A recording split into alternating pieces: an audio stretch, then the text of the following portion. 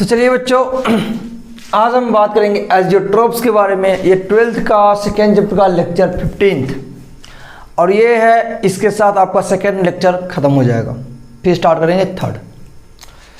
तो चलिए अच्छी बात है, लास्ट लेक्चर पर पहुंच गए हम लोग। लास्ट लेक्चर एजियोट्रोप्स, इसके बाद खत्म ही है। छोटा सा टॉपिक, ज़्यादा बड़ा भी नहीं है। एजियोट्रोप्स होता किसमें है? ये एजियोट्रोप्स आपको देखने को मिलेगा नॉन आइडियल सॉल्यूशन में, आइडियल सॉल्यूशन में नहीं होता है, नॉन आइडियल सॉल्यूशन में होता है। और ये बाइनरी सॉल्यूशन में पाया जाता है। बाइनरी सॉल्यूशन मतलब जिसमें बाइनरी मतलब दो, तो सॉल्यूशन बोला तो एक सोल्यूट होगा, एक सॉल्वेंट होगा। और सोल्यूट सॉल्वेंट यहाँ पे क्या होगा? लिक्विड होगा। तो चलिए हम लोग एजियोट्रोप्स को पॉइंट वाइज लिखेंगे, कैसे क्या होता है।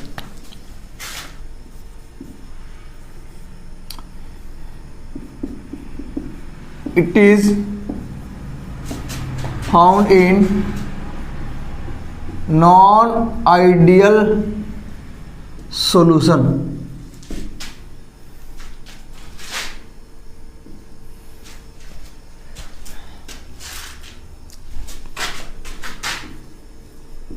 Having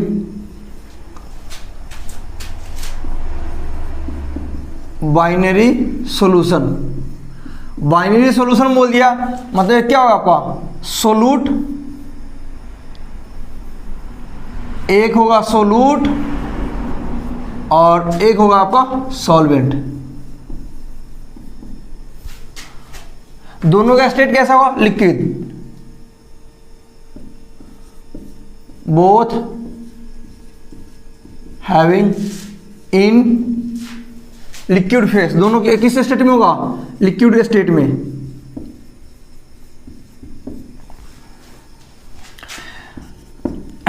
अब जब सोल्यूट और सॉल्वेंट मिलाते हैं एजियोट्रोप्स बनता है। तब जब हम एजियोट्रोप्स बनाते हैं तो सोल्यूट और सॉल्वेंट का जो कंपोजिशन होता है वो फिक्स होता है। तो composition of solute and solvent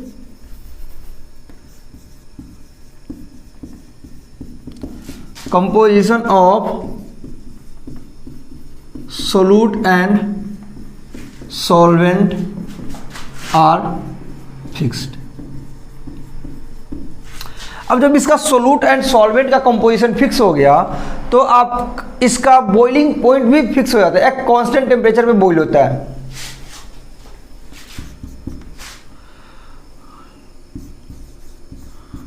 boils at constant temperature.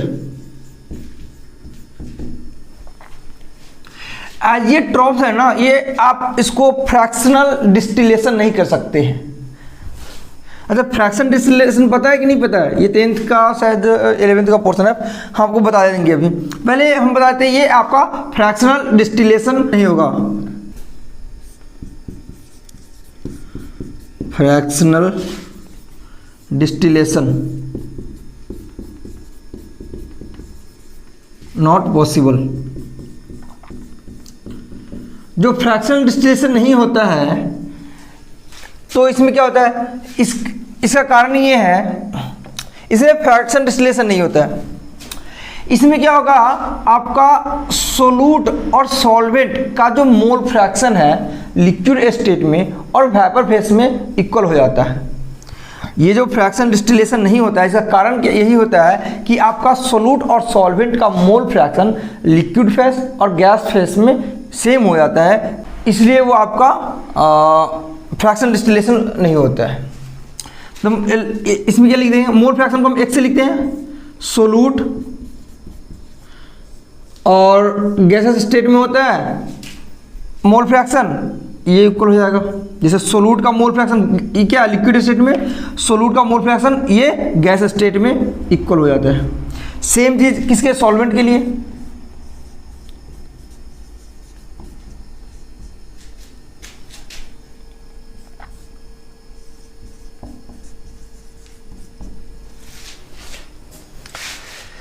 ये कुछ पॉइंट आ गया। ये आपका नॉन आइडियल सॉल्यूशन में होता है जब आपका बाइनरी सॉल्यूशन होता है। बाइनरी मतलब एक सोल्यूट एक सॉल्वेंट। जब सोल्यूट सॉल्वेंट होगा वो आपका लिक्विड फेस में होगा। इसमें जो कंपोजिशन लेंगे सोल्यूट और सॉल्वेंट का वो पहले से ही फिक्स होता है। जब उसका कंपोजिशन फिक्स हो गया तो उसका बॉइलिंग पॉइंट भी फिक्स, बॉइलिंग पॉइंट फिक्स होता है तो एक कांस्टेंट टेम्परेचर पे वो बॉइल होना स्टार्ट होता है। इसमें फ्रैक्शन डिस्टिलेशन आप नहीं कर सकते हैं क्योंकि इसका मोल फ्रैक्शन सोलूट का लिक्विड फेस में और वेपर फेस में दोनों इक्वल हो जाता है। सोलूट और सॉल्वेंट दोनों में, दोनों का मोल फ्रैक्शन लिक्विड फेस और गैस फेस में इक्वल हो जाता है, जिसकी वजह से आप इसको फ्रैक्शन डिस्टिलेशन नहीं कर सकते। अच्छा, फ्रैक्शन डिस्टिलेशन होता क्या है? जो फ्रैक्शनल डिस्टिलेशन होता है ना, इसमें आप दो लिक्विड मिला दीजिए, लिक्विड ए मान लीजिए, लिक्विड बी मान लीजिए। इसका टेम्परेचर बॉइलिंग पॉइंट कुछ x होता है, y मान लीजिए, कुछ भी ले लो या कोई सा भी ले सकते हैं, एक बोले इसका x मान लो, इसका y बोलो। मान लो x आपका ग्रेटर है y से, तो हम क्या करेंगे, इस जो लिक्विड है इसको एक यहाँ से ट्यूब लगा देंगे और इसको ऐसे करके स्टोर बना देंगे।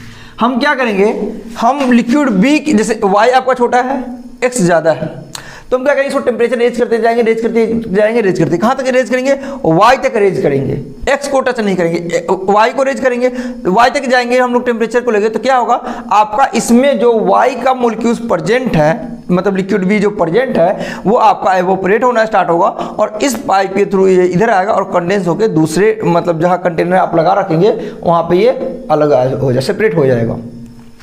ये होता है आपका फ्रैक्शनल डिस्टिलेशन। इसमें क्या होगा, आपका मोल फ्रैक्शन किसके, ए का लिक्विड फेस में, ये इक्वल नहीं होगा mole fraction in gas state, मतलब लिक्विड फेस में और गैस फेस में इस दोनों का मोल फ्रैक्शन इक्वल नहीं होगा। जैसे मैंने लिक्विड ए के लिखा, उसी लिए सेम प्रकार लिक्विड बी के लिए भी हो जाएगा। ये होता है आपका क्या, फ्रैक्शनल डिस्टिलेशन। मैंने बोला ये होता है नॉन आइडियल सॉल्यूशन के लिए। तो नॉन आइडियल सॉल्यूशन में आपको पता है, एक होता है पॉजिटिव डिविएशन, एक होता है नेगेटिव डिविएशन। तो एज ए ट्रॉप्स में भी एक आपका आएगा, एक पॉजिटिव डिविएशन, एक नेगेटिव डिविएशन। उसमें क्या होता है अभी देख लेते हैं लोग। चलिए, मैंने बोला था पॉजिटिव और नेगेटिव डिविएशन देख लेंगे एजियोट्रॉप्स में, क्योंकि ये नॉन आइडियल के केस में आता है एजियोट्रॉप्स, तो वहाँ पे पॉजिटिव और एक नेगेटिव डिविएशन होता है। आपको आइडियल केस, नॉन आइडियल क्या है, आपको आइडियल केस के लिए राउल्ट्स लॉ का डायग्राम पता है, याद ही होगा, नहीं याद होगा तो आप मेरे लेक्चर में जाके देख सकते हैं। राउल्ट्स लॉ वहाँ से आपको अच्छे से दिख जाएगा। ये होता है आइडियल का केस में, यहाँ पे XA0, XB1, XA1 और XB0। पॉजिटिव डिविएशन तो ऊपर की तरफ,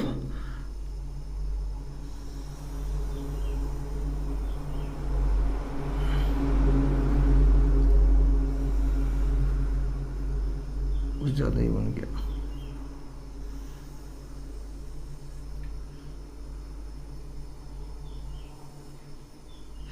पॉजिटिव डिविएशन मतलब वो ऊपर, ये तो था आइडियल केस में, हमारे पास नॉन आइडियल है और वो भी पॉजिटिव डिविएशन। ये तो आइडियल तो होगा नहीं, नॉन आइडियल है और पॉजिटिव डिविएशन, मतलब इस आइडियल, ये जो आइडियल सॉल्यूशन की लाइन ऊपर जाएगा।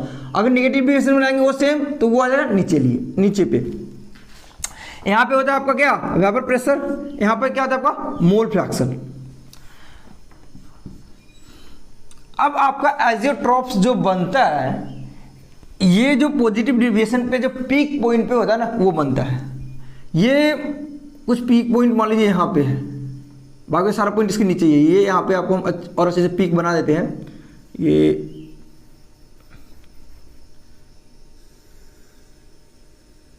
अब ठीक है, दिख रहा होगा अभी ये पीक पॉइंट। तो यहाँ पे आपको मान लीजिए कुछ ये यहाँ, तो इस पॉइंट पे नोटिस कीजिएगा, पॉइंट ए पे, पॉइंट ए पे क्या वेपर प्रेशर सबसे ज़्यादा है, वेपर प्रेशर ज़्यादा है, मतलब सबसे ज़्यादा वेपर बन रहा है। अगर आप सोचिए, इमेजिन कीजिएगा, अगर किसी में वेपर ज़्यादा बना हुआ है, वेपर ज़्यादा है, तो उसका क्या होगा, बॉइलिंग पॉइंट के बारे में आप कुछ बताना चाहेंगे तो क्या होगा, ज़्यादा होगा कम होगा। वेपर प्रेशर ज़्यादा है, इसका मतलब उसमें उसका बॉइलिंग पॉइंट कम होगा। उल्टा भी बोल सकते हैं। अगर उस केस में भी हम बनाएंगे, यहाँ पे वेपर प्रेशर ज़्यादा है, अगर नेगेटिव डेविएशन होता नीचे भी पीक क्या था, नीचे पीक आएगा तो वहाँ पे आपका वेपर प्रेशर कम होगा। चलिए यहाँ पे भी हम थोड़ा सा बना ही देते हैं, हम सोचेंगे इसको बनाने के बाद बताएंगे पूरा, लेकिन इसको भी साथ में बना देंगे तो ज़्यादा अच्छे से दिखेगा आपको। नेगेटिव डेविएशन तो नीचे की तरफ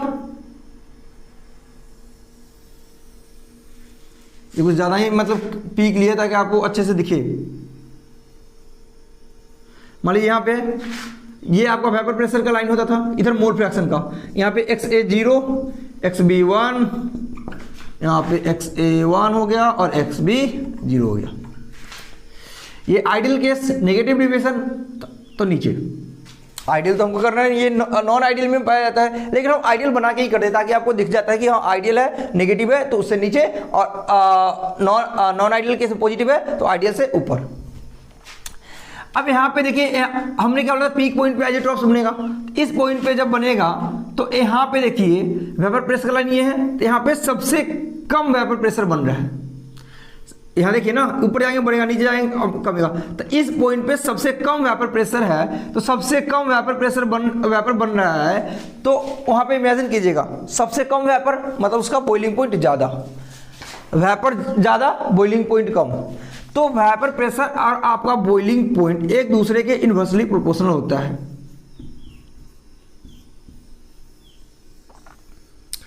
और कहीं भी देख लीजिए, यहाँ पे देखिए वेपर प्रेशर इसके कंपेयर में थोड़ा कम है ना, तो वेपर कम है तो यहाँ पे बॉइलिंग पॉइंट थोड़ा ज़्यादा होगा, यहाँ पे और ज़्यादा होगा, और जैसे जैसे वेपर कमते गया तो बॉइलिंग आपका बढ़ते जाएगा, इस पॉइंट के लिए, इस पॉइंट के लिए, इस पॉइंट के लिए। सबसे कम बॉइलिंग पॉइंट कहाँ पे आएगा, यहाँ पे आएगा। तो पॉजिटिव डेविएशन का एक और नाम हम देते हैं यहाँ पे आइजोट्रॉप्स में, minimum boiling point azeotropic mixture. क्या बोलेंगे, मिनिमम बॉइलिंग पॉइंट,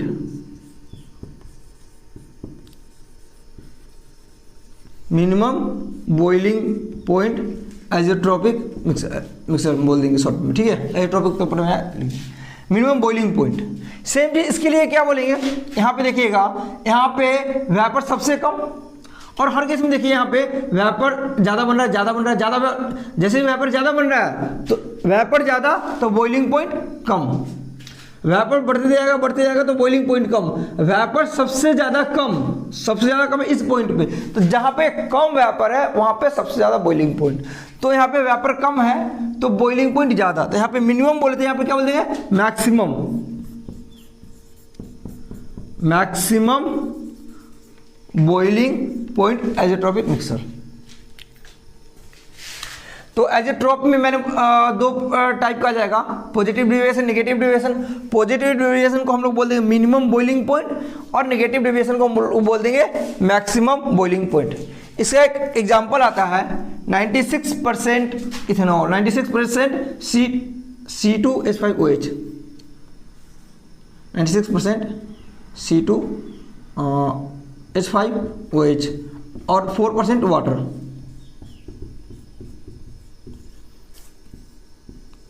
ये आपका कभी कभी पूछ लेगा। अच्छा, ये कौन सा केस है पॉजिटिव डेविएशन का, आपको पता होना चाहिए। पॉजिटिव डेविएशन में क्या था, स्टार्टिंग में जो फोर्स ऑफ अट्रैक्शन था वो स्ट्रॉन्ग था, यहाँ पे H बॉन्डिंग बन रहा है और ये C2H5 है, ये डिसोसिएट नहीं होता है, तो ये बाद में आपका ये H बॉन्डिंग टूट जाता है, तो बाद में आपका वीक बॉन्ड बनता है, वीक बॉन्ड बनता है, स्टार्टिंग में स्ट्रॉन्ग बॉन्ड था, तो पॉजिटिव डेविएशन। नेगेटिव डेविएशन में स्टार्टिंग में वीक और बाद में जाकर स्ट्रॉन्ग बॉन्ड बन जाएगा। तो इसमें क्या बताया था मैंने, एसिड प्लस वाटर लेते हैं, तो एक एग्जाम्पल इसमें ये यार रखे HNO3 का, यहाँ पे 68% नाइट्रिक एसिड, रिमेनिंग कितना गया 32%, अब क्या जाएगा वाटर, इस 2 लिख देते हैं।